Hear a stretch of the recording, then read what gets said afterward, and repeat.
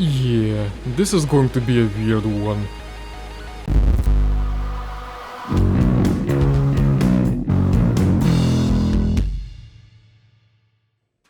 Hey, it's been a while since the last installment in my search for the weirdest game ever. Well, looks like I've got a great contender. I don't always have the conditions to do a live commentary with my initial reactions, so this one is going to be more like a review video. Eclipsium is a surreal horror walking simulator made by Housefire and published by Critical Reflex. Man, with mouth washing and no I'm not a human, Critical Reflex is publishing a banger after a banger. When I first saw Eclipsium, I had no clue what to expect. Not that it became that much clearer after finishing the game, but I might have expected something a bit more lighthearted than this. I remember just being stunned by the visual style and finding the FMV hand in the corner quite amusing. It's going to grab many a thing, isn't it? It was at least clear that it was going to be something along the lines of an adventure game and that it's going to be trippy. After playing Eclipsium, I can hardly even call it a game. It's more like an interactive piece of art. It's definitely in the same genre as Scorn, where the mechanics are pretty minimal, but the presentation is exceptional, and the storytelling is pretty abstract. Just as wordless too. In fact, to explain the silent protagonist, the very first thing you do in Eclipsium is cut your own tongue out.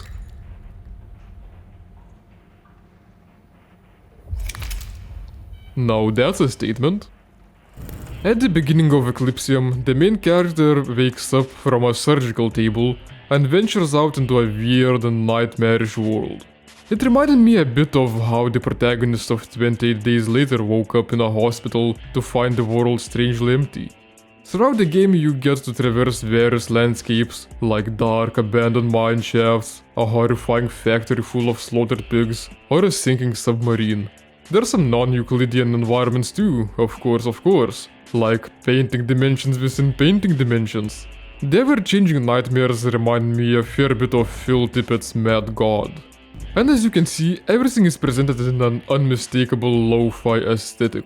It's doing a lot of things I love. It has FMV elements, beautiful animations, it has the dithering effect that I love so much.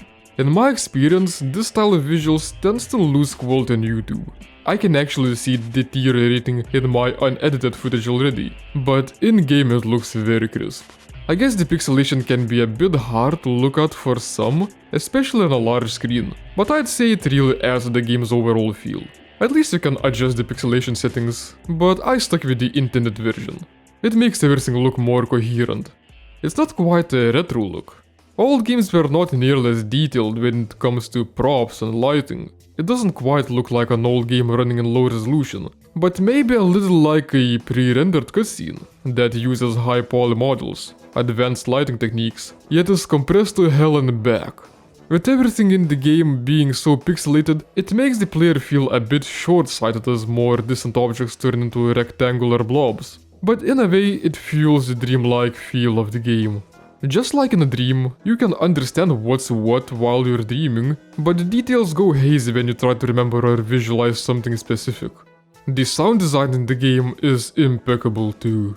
There's ever-changing score accompanying every scene of the game, and I'd say it affected me emotionally even more than the hyper-stylized trippy visuals did. During the bleaker scenes, the soundscapes would feel truly oppressive. It would sound like the industrial meat factory has a mechanical heartbeat of its own.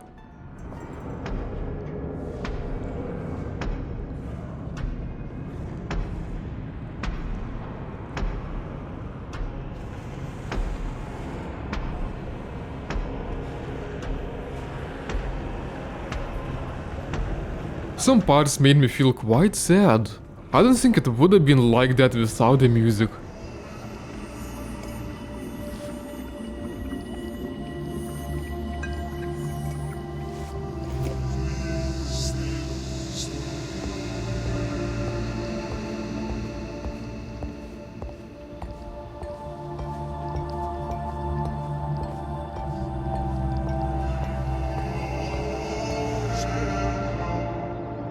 And some parts felt really epic.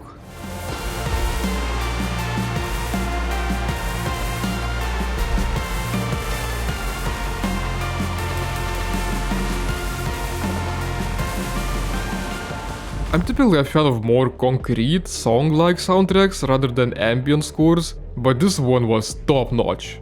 I think mostly because the soundtrack was so evocative, I ended up liking Eclipsium more than similar works with abstract storytelling, like Angel's Egg or aforementioned Mad God.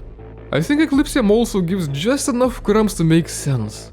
It's still mostly dream logic stuff, but instead of feeling let down by the vagueness, by the end of the game I was just left with my jaw floored and wanting to piece all the puzzle pieces together to make sense of the plot.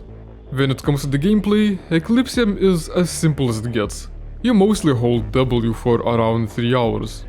I can't say that it's entirely a walking simulator or a movie game though, because it still has a decent amount of puzzles for its short runtime. Some of them utilize the non-Euclidean space, some need you to find certain objects in the environment, some might need you to illuminate a cave full of creepy tentacles that grab and kill you. The silly hand that's always the corner of your vision also gets several funky powers to help you progress through the obstacles. One is a Cronenberg-style knife attached onto your hand that can slice through various objects. One is a straight-up stigmata that reveals secrets when you look through it. And one just sets the poor hand on fire, so you could set your beard on fire, I guess. As oppressive as the environment feels, the puzzles are still pretty simple, yet I still managed to get confused at parts. Occasionally it wasn't my fault though, because some parts felt like they had invisible walls, yet I just had to climb them, while there would be actual invisible walls in the game. And most importantly, you can't pet the cat in this game. Overall, Eclipsium feels like the trippiest and the most dreamlike video game since LSD Dream Emulator, but I think in some ways it surpasses it. LSD might have been even weirder, but it was so abstract it felt like it's mostly just cycling between different dreams without any logic or meaning to it. Eclipsium, on the other hand, has a way of storytelling that very much feels like a dream, with both the visuals and the sound design contributing to it. It's still very abstract and hard to make sense of, but just like a dream, you might see something and just instinctively understand that it stands for something meaningful, something important, and the accompanying score gives out cues on how you're supposed to feel about particular scenes, and it does it very effectively. I'd like to delve into the story a bit more, but that would mean major spoilers territory, so if any of what I've said sounded interesting to you, I urge you to play Eclipsium for yourself. Even better, pause this video, go play Eclipsium so you can shape your own interpretation of it, and then come back and tell me all about it, because I'd love to have some discussion about the game going on. My own interpretation is still full of holes, so it would be awesome to compare it with others. Anyway, that's the spoiler warning. If you don't want the plot of the game spoiled to you, please skip to this timestamp. Cheers.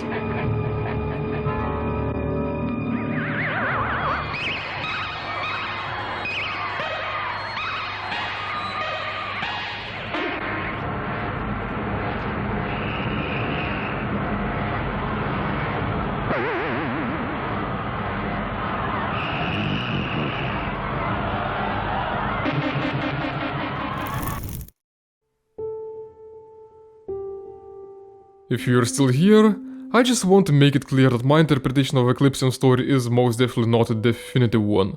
The game jumps between different surreal scenes in a very dreamlike manner, and it's incredibly difficult to tie it all together into a single cohesive narrative. There are some recurring elements that feel very much meaningful, but there are parts that feel a bit out of the left field that are hard to relate to anything else, and I wouldn't be entirely surprised if they don't really connect too much, and are there just to be cool, but I could just as easily be missing things. As I said, my theory is still full of holes, but this is how I interpret the meaning of this fever dream. First of all, there are two main characters, the man and the woman. The man is the character the player controls. He's the one who wakes up in the hospital and goes on to experience various dreams and nightmares. Then the woman is the only other recurring character we get to see throughout the game, but in some flashback scenes we get to see more feminine hands with longer nails, so I believe it's from the perspective of the same woman. The two characters seem to be very much related, likely in a romantic way, so throughout the video I might call the woman the wife, for simplicity's sake. After getting out of the hospital, the first meaningful event that happens is getting to this tree you need to cut. This is where the player first gets the knife power. Prior to gaining every power, the player experiences some flashback, and this one was from the perspective of the woman. She is opening a letter, likely from the man, but while she is doing so, she sees the town being bombed through the window and soldiers running in the streets. This is an indication of a war starting.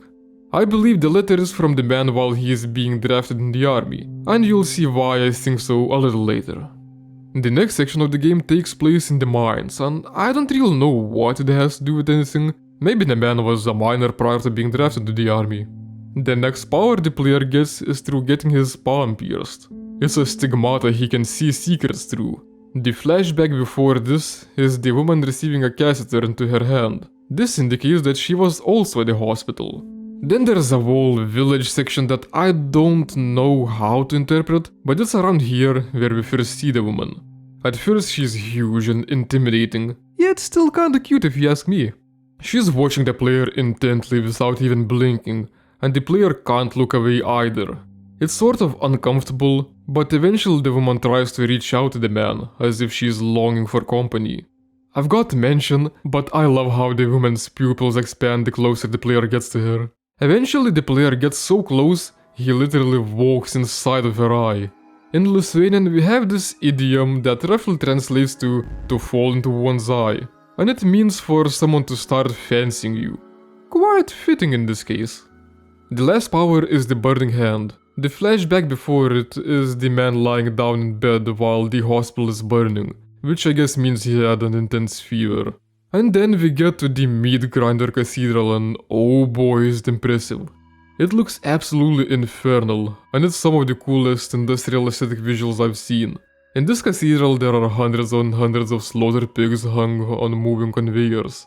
This is the big war metaphor. Men are being sent into a hellish meat grinder to be slaughtered. They're already as good as dead, and the player has to move together with them, whether he likes it or not, meaning he's moving towards death with the rest of them. That's pretty much how conscripts must feel during a war. And sure enough, the player gets chucked into an abyss like the rest of the pigs, meaning he could not escape their fate. Later on the player finds himself in a sinking submarine. It looks like something that could have been used in a war too.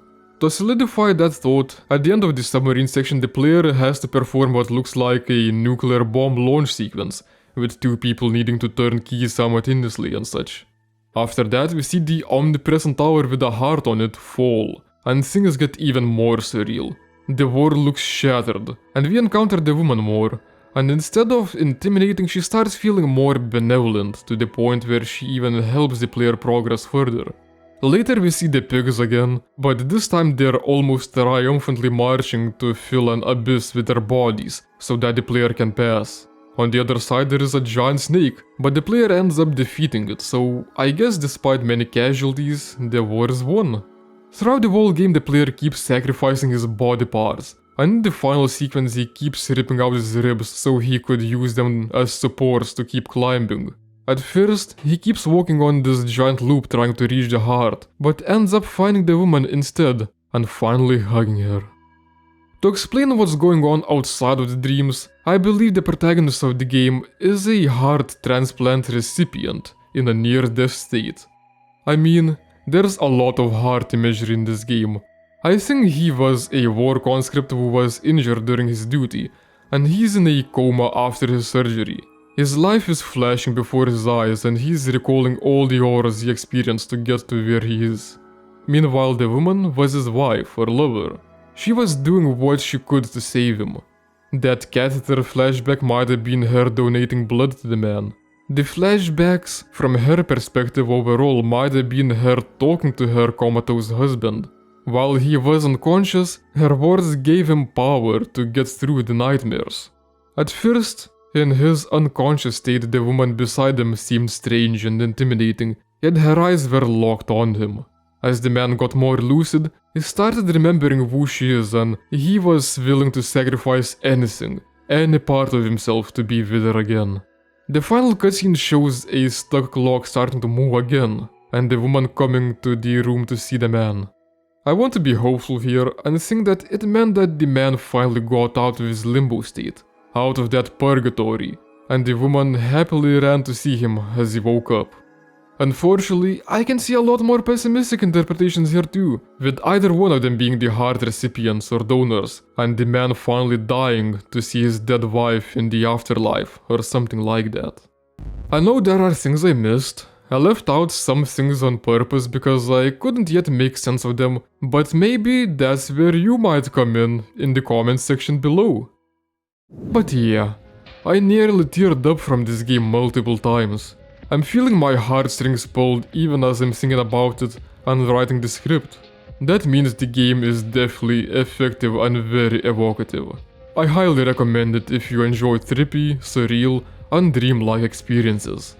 And how well did it fit my search for the weirdest game ever? Well, excellently, actually. It often felt more like a piece of art than a game, yet it was still interactive enough to be considered a game. The interactivity combined with the abstract storytelling and the strange visuals made for the most accurate experience to actual dreams I think I ever had. That's quite a feat. So yeah, thank you for watching. If you enjoyed this video, please leave a like and subscribe to the channel for more. Also consider donating to my Ko-fi page. That would definitely motivate me to make more videos. Thank you again, and see you in another video.